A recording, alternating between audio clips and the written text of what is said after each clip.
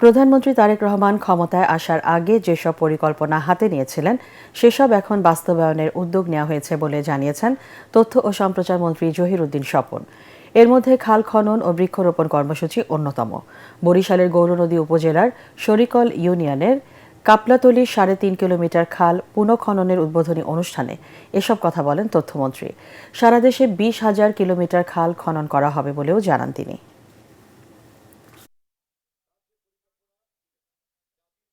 শহীদ জিয়াউর রহমানের খাল খনন কর্মসূচির মাধ্যমে আমরা তৎকালীন সময়ে খাদ্য উৎপাদনের বৃদ্ধির যে সুফল তা আজ প্রমাণিত একটা সত্য। পরবর্তীকালে খালগুলি মরে যাওয়ার কারণে কৃষি উৎপাদন যে ব্যাহত হয়েছে সে তথ্যও কিন্তু প্রমাণিত সত্য।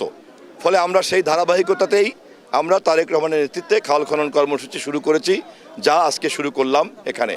যদিও এটা আমার নিজের এলাকায়, কিন্তু মন্ত্রী হিসাবে আমি এই কাজের প্রচারের দায়িত্ব সারা বাংলাদেশের।